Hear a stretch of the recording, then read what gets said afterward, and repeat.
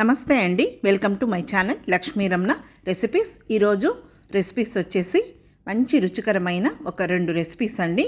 అదేంటంటే నిమ్మకాయ పులిహోర, అలాగే తిరగమాత పెరుగన్నం. అదే అండి దద్దోజనం అంటారు కదా. ఈ రెండింటి కాంబినేషన్ చాలా బాగుంటుంది. మామూలుగా మనం ఒక్కొక్కసారి కర్రీస్ బోర్ కొట్టినప్పుడు, లేదు ఇంట్లో వెజిటబుల్స్ లేనప్పుడు, లేదు పిల్లలకి మనం ఈ విధంగా లంచ్ బాక్స్ చేసి ఇచ్చామంటే హ్యాపీగా తినేస్తారండి. కాబట్టి ఈరోజు మనం ఈ నిమ్మకాయ పులిహోర, అలాగే తిరగమాత పెరుగన్నంని ఎలా తయారు చేసుకోవాలో కావలసిన పదార్థాలు, తయారీ విధానం ఒకసారి చూద్దామండి. ముందుగా స్టవ్ వెలిగించుకొని ప్యాన్ పెట్టుకొని ఒక 2 టేబుల్ స్పూన్ల నూనె వేసుకోవాలి. నూనె వేడెక్కిన తర్వాత 1/2 టీ స్పూన్ ఆవాలు, అలాగే ఒక 2 టేబుల్ స్పూన్ల పల్లీలు వేసుకోవాలి. మీకు కావాలంటే ఇంకొద్దిగా పల్లీలు కూడా ఎక్కువగా వేసుకోవచ్చండి.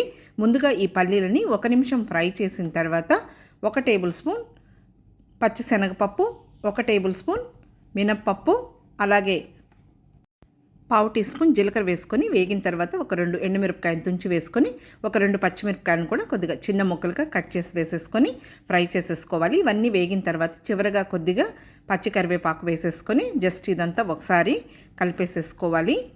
ఇప్పుడు ఇందులో ఒక 1/2 టీ స్పూన్ పసుపు పొడి వేసుకోవాలి. అలాగే రుచికి సరిపడా సాల్ట్ వేసేసుకొని ఇదంతా ఒకసారి కలిపేసేసుకోవాలి.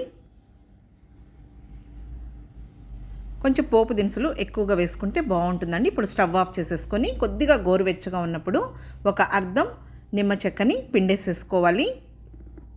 మరి వేడిగా ఉన్నప్పుడు పిండామంటే చేదు వచ్చేస్తుందండి. కాబట్టి కొద్దిగా గోరువెచ్చగా ఉన్నప్పుడు వేసుకుంటే సరిపోతుంది. ఇప్పుడు ఇందులో ఒక మీడియం సైజ్ గ్లాసు ముందుగానే అన్నంని ఉడికించి చల్లార్చి పెట్టానండి. కొంచెం ఈ నిమ్మకాయ పులిహోరకి అన్నం అనేది కొద్దిగా పొడి పొడిగా ఉంటే బాగుంటుందండి. మెత్తగా ఉంటే అంత టేస్ట్ అని అనిపించదు. ఇప్పుడు ఇదంతా ఒకసారి బాగా కలిపేసేసుకోవాలి. ఈ క్వాంటిటీకి ఒక అర్ధం నిమ్మ చెక్క అయితే సరిపోతుంది. అంతే అండి. ఇప్పుడు మనకు నిమ్మకాయ పులిహోర రెడీ అయిపోయింది. ఈ నిమ్మకాయ పులిహోరను కూడా మనం నువ్వులు, అలాగే అల్లం, పచ్చిమిర్చి దంచి తర్వాత పుట్నాల పౌడర్ వేసి అలా డిఫరెంట్ స్టైల్లో చేసుకోవచ్చండి. నేను అవి ఈసారి మీకు వీడియోస్ అప్లోడ్ చేస్తాను. ఇప్పుడు తిరగమాత పెరుగన్నం కోసం స్టవ్ వెలిగించుకొని ప్యాన్ పెట్టుకొని 1 టీ స్పూన్ నూనె వేసుకొని వేడెక్కిన తర్వాత 1/2 టీ స్పూన్ ఆవాలు, అలాగే 1/2 టీ స్పూన్ మినప్పప్పు, 1/2 టీ స్పూన్ పచ్చిశనగపప్పు, 1/2 టీ స్పూన్ జీలకర్ర వేసేసుకొని పోపు దినుసులు వేగిన తర్వాత ఒక 2 ఎండుమిరపకాయల్ని ఒక ఎండుమిరపకాయని తుంచి, ఒక 2 పచ్చిమిరపకాయలని కొద్దిగా చిన్న ముక్కలుగా కట్ చేసి వేసేసుకోవాలి. ఇప్పుడు ఇందులో కొద్దిగా కరివేపాకు వేసేసుకొని ఇదంతా కూడా ఫ్రై చేసేసుకోవాలి. కావాలంటే మీకు సన్నగా అల్లం ముక్కలు తరిగి వేసేసుకోవచ్చు, అలాగే జీడిపప్పులు కూడా వేసుకోవచ్చండి. నేనైతే ఇలా సింపుల్గా ప్రిపేర్ చేసేస్తాను. ఒక్కొక్కసారి అల్లం ముక్కలు కట్ చేసి వేస్తాను. ఇప్పుడు ఇందులో ఒక మీడియం సైజ్ గ్లాసు అన్నంని ముందుగానే ఉడికించి చల్లార్చి పెట్టుకోవాలి. కొద్దిగా ఈ కర్డ్ రైస్కి మనం అన్నం అనేది కొద్దిగా మెత్తగా ఉంటే బాగుంటుంది.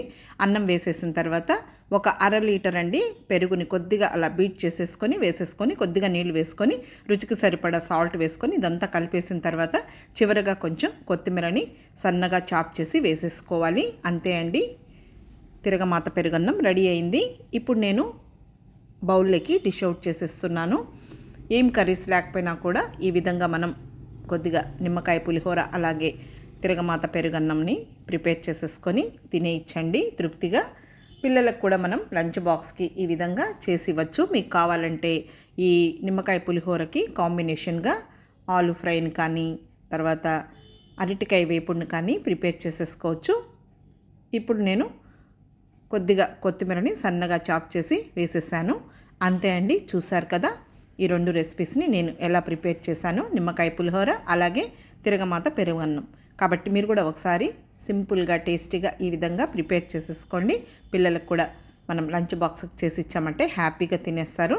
ఈ వీడియో మీకు నచ్చినట్లయితే నా యూట్యూబ్ ఛానల్ లక్ష్మీ రమణ రెసిపీస్ని కొత్తగా చూస్తున్న వారైతే సబ్స్క్రైబ్ చేసుకోండి. నచ్చితే లైక్ చేయండి, షేర్ చేయండి. ఇంకొక మంచి వంటతో మళ్ళీ కలుద్దాం. నమస్తే అండి.